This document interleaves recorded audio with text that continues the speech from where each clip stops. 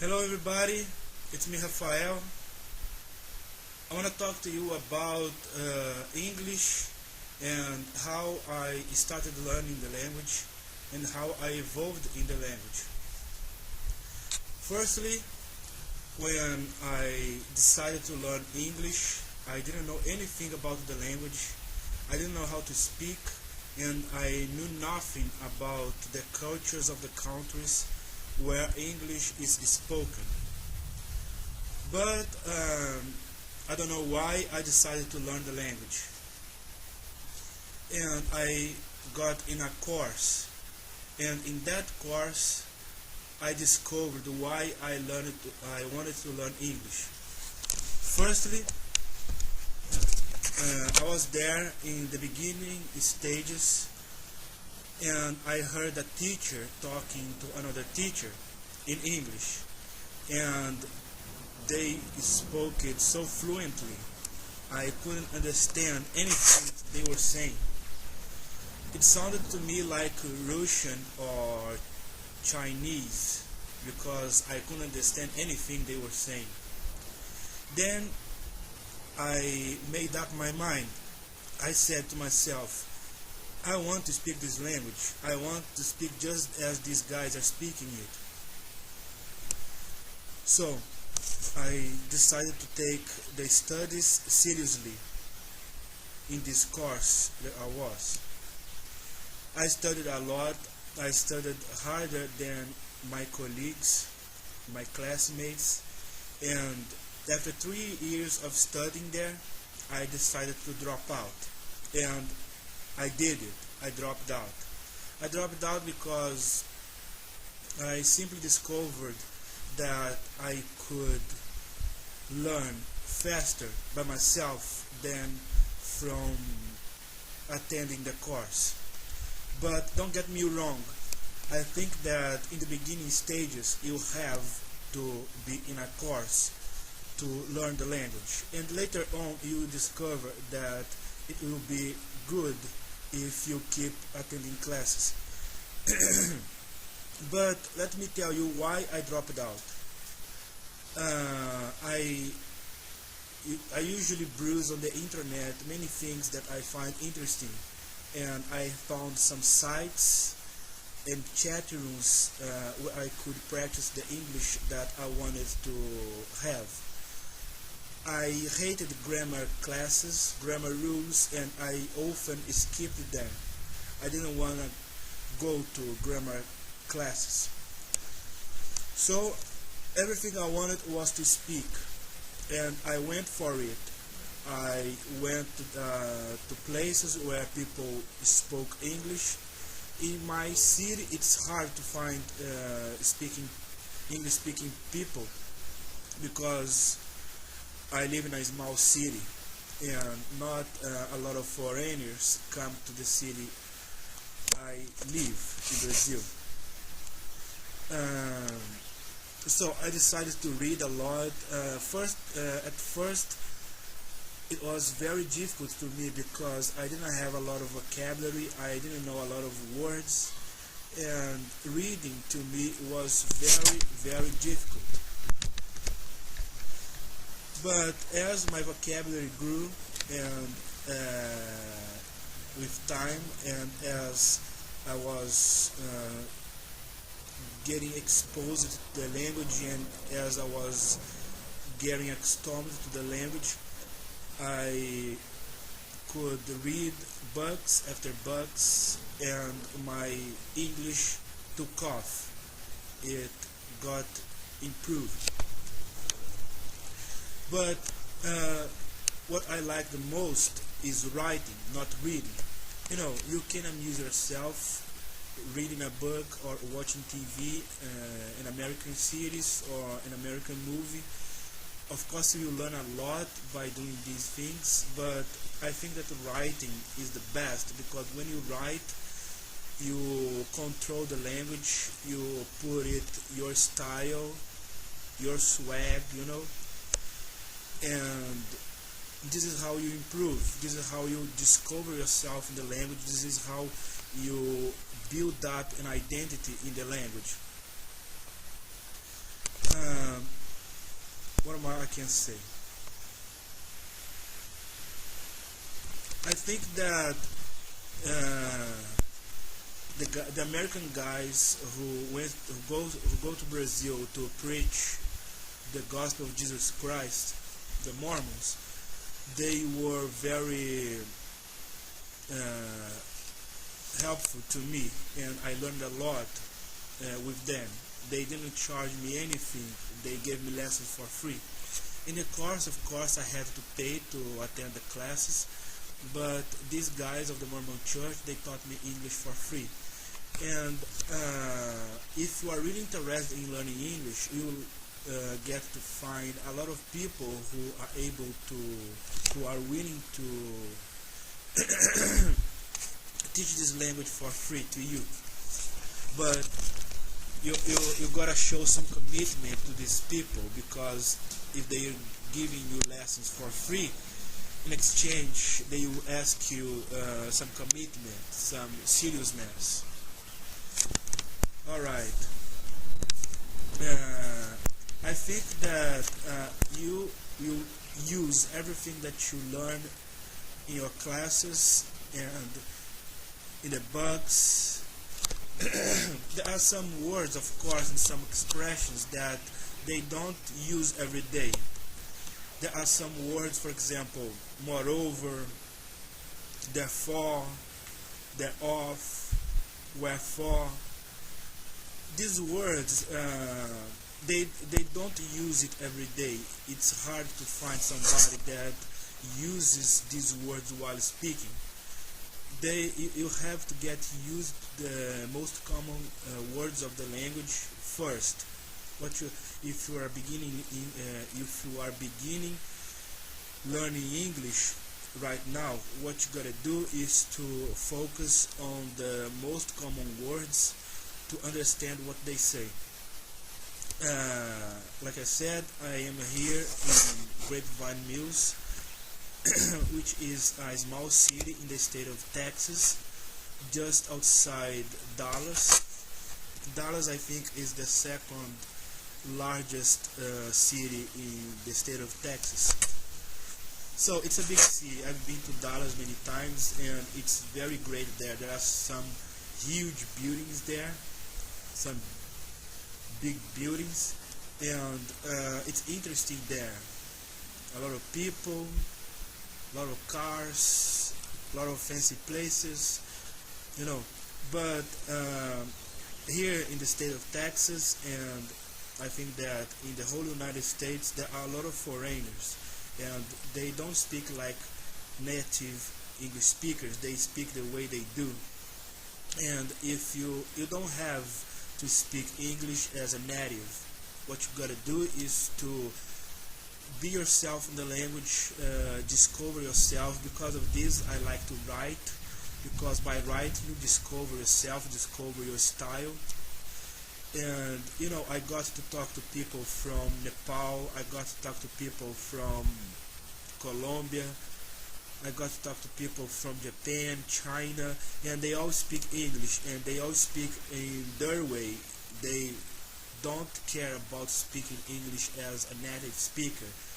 What you gotta do is to care about communication, how to communicate yourself, how to communicate your thoughts, how to tell a person what you think and what you can do to improve a situation. For example, I work in the Rainforest Cafe, which is in the mall, about 10 minutes of walking from my house. Sometimes I talk to guests, but the majority of time I speak with my co-workers and with my managers and with my employers. And if you don't know how to speak English, it may sound like slavery, because you are only working, and no one is caring about what you say. But even if you have an accent, if you can convey your thoughts, if you can speak your own words, what you have in your heart, what you have in your mind, you gotta do it in the way you do it. You don't have to copy anybody. I think that everybody can speak English. I studied English for 5 years before coming to the United States. I reached the fluent level. I can speak this language fluently, and I'm not stopping. I think that I will grow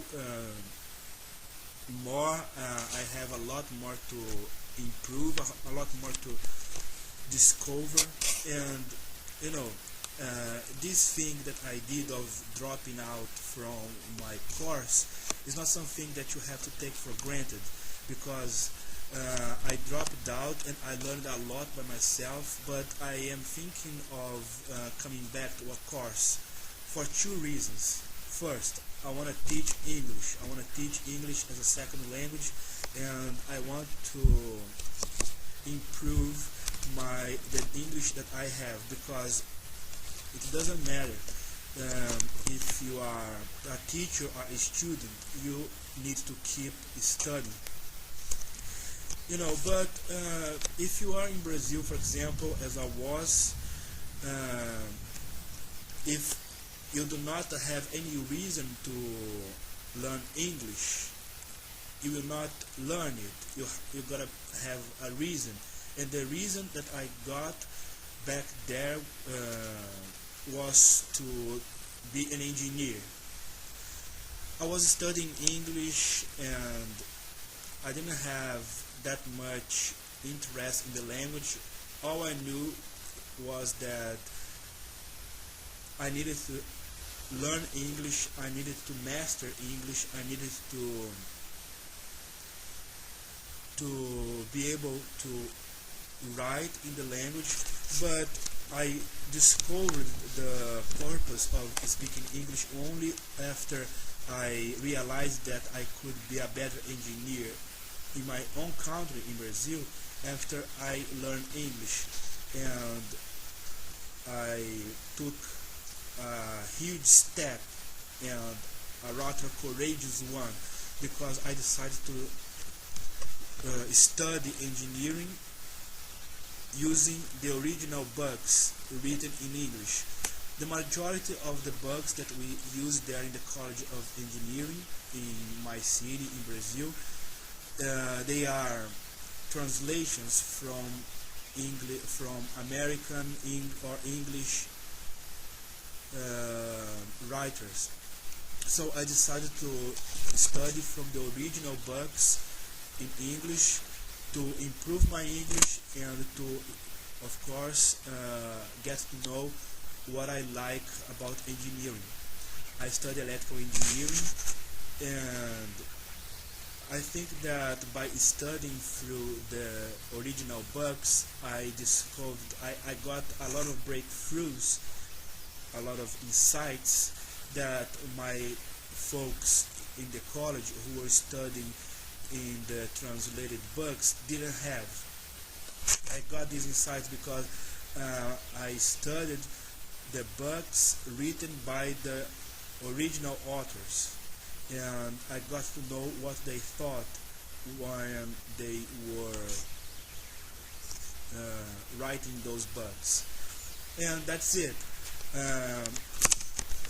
If you are an English learner, an advanced English learner in Brazil, for example, if you are able to understand what I'm saying, I think that you can speak here in the United States. You can get along with everything very easily. For example, if you want to buy bread in the gas station, you can just say, I want to buy this bread. How much is this? And the person will say, oh, it's about $3, and then you hand $3 to the person. It's very fucking easy. It's very fucking easy. But it's easy if you know English. If you do not know English, it will be difficult, because the person will be trying to figure out what you want to say, and you will not say anything because you don't know the words to speak to that person. So if you want to buy a perfume to your girlfriend, or if you are trying to buy a burger, I think that it's the common language. For example, if you want to buy a perfume, you can just simply say, "How much is this?" Or these are the things that you folks of Brazil have to understand before coming to the United States, because the language is different, but I think that the people are almost the same. We are almost the same. We can understand each other when we speak the same language. I think that, you know, after I came, I mean, before I come to the United States, I thought that Latins were downtrodden here in the United States. I thought that there was a huge prejudice against Latin people. But after I got around and saw many things happening here in the United States, I discovered that Latins are very welcome here in the United States. There are a lot of Latins here in the state of Texas. They work a lot. For example, here in the village where I live, the guy who takes care of the electricity, of the plumbing system, the guys are Mexicans. In the restaurant I work, there are a lot of Mexicans in the kitchen, even serving food at the front of the restaurant. There are Colombian people. You know, as long as you can speak English, I think that the American people are open to you, are open to your faults, your judgment. They are open to your insights. They are open to whatever you get to speak to them. Of course, there will be some cultural barriers. For example, I was trying to speak to a friend about the military.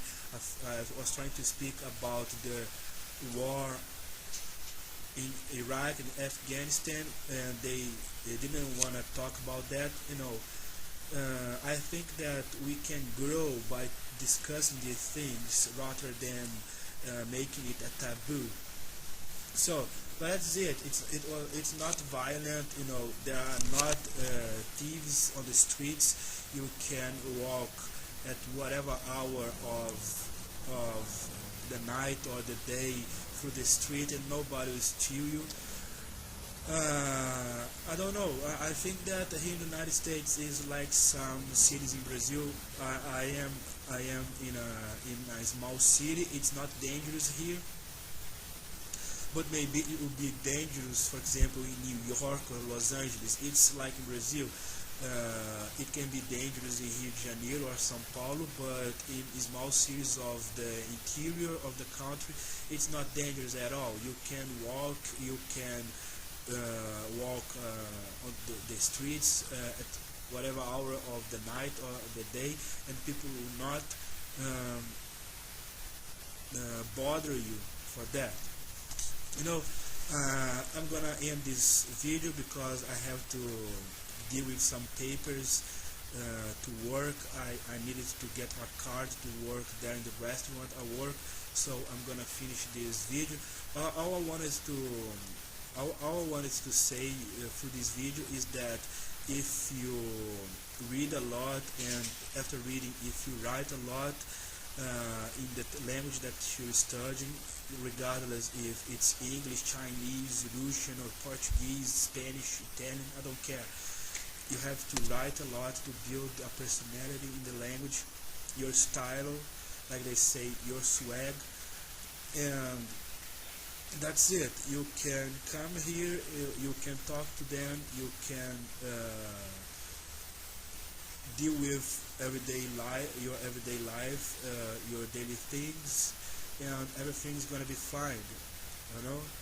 I think that American culture is very similar to the Brazilian culture because we are integrated through internet, through television, and most of the products they sell here in the United States,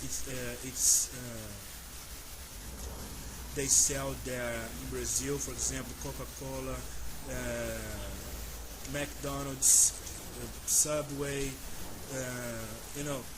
So what they see here on TV is what we see on TV.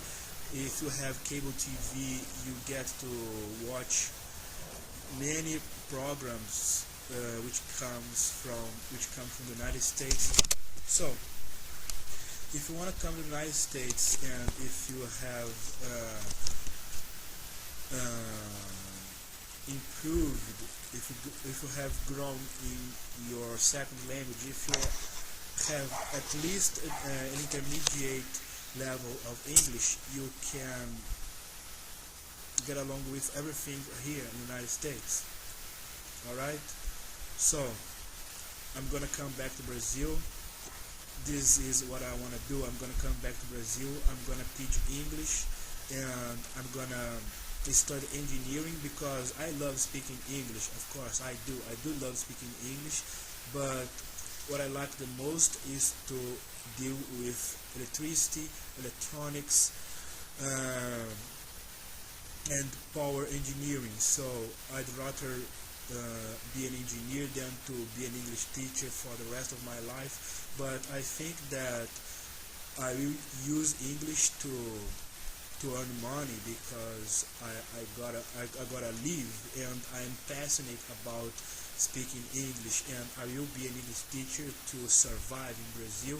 And after that, after I've taught some English for about 2 years, and then I will try to work as an engineer. But first I have to get my degree there in my college, and everything's gonna be okay.